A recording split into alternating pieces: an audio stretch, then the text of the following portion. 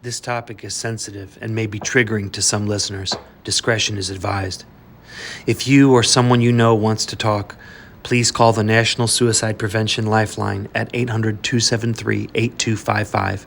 That's 800-273-TALK, or contact suicidepreventionlifeline.org. Hello, and welcome to my spoken word channel. My name is Stephen Lackey, but like any other label, that name is simply a collection of letters that make sounds to convey meaning. A meaning which may have varying connotations for those who voice and or hear it. The spoken word is much the same, its effect ranging from dissonance to resonance, apathy to revulsion, sometimes even to the same person over time. I'll be reading some of my own work today, offering analysis of its meter, rhyme scheme, and content.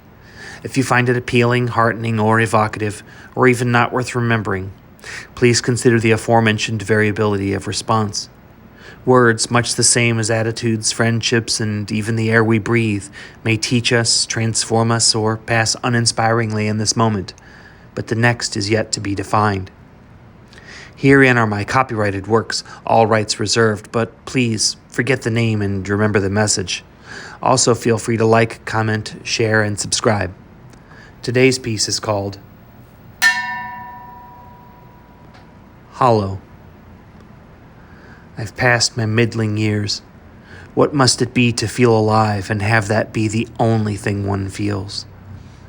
Now, with death advancing, as if it ever wasn't, my attendant wish that it stopped toying with me, creeping slowly, dancing just out of reach, if by my reaching, grasping smoke and dust and nothing, yet still denser than my insides.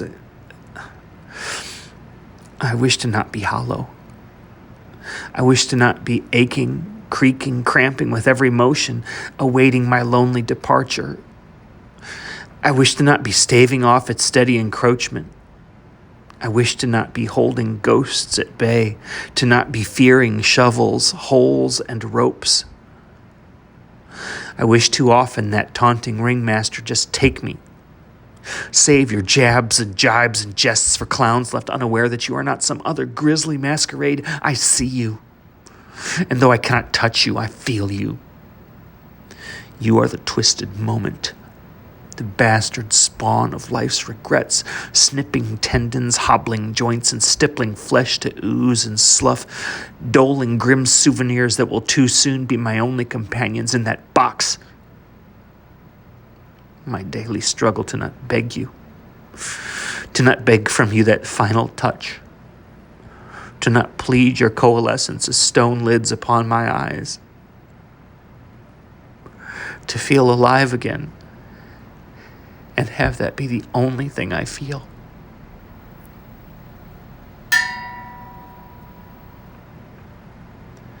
This is a prosaic narrative arranged in stanzaic form, wherein the narrator entreats death itself, pondering the pains of existence.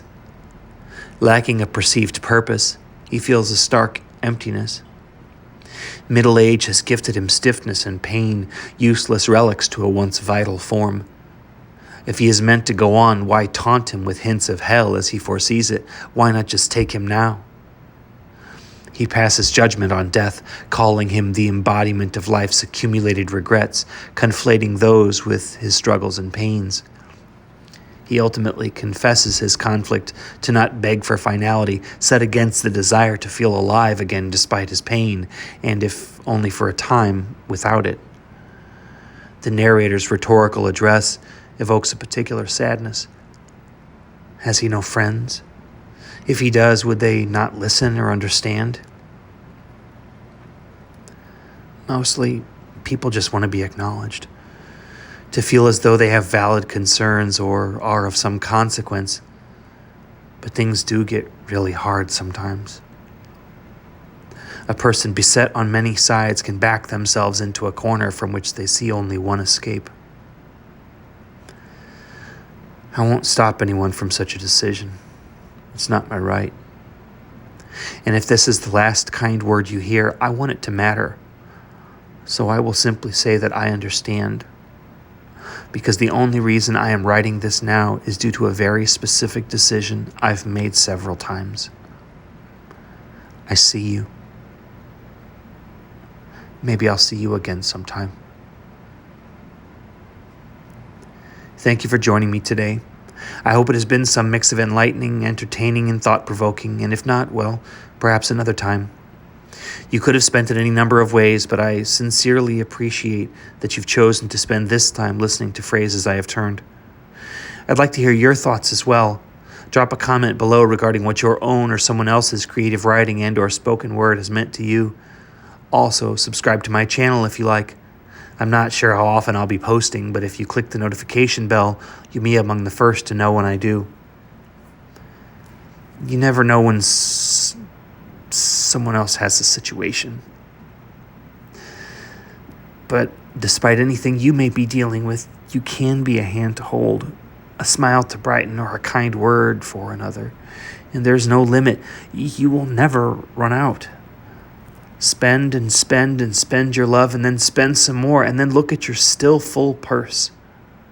Such a beauty is love that when you realize finally that you are not spending but sharing, when you realize all the lives that you touched and were thence touched in turn, you'll have never felt so full with still more to share.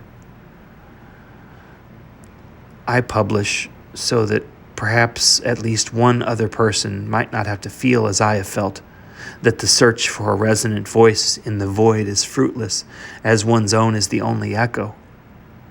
I write so that others might actually feel resonance, not a savior or even a friend, but a casual stranger encouraging that perhaps you're not alone as you believed. Start today if you can. Embody the strength. Find a voice.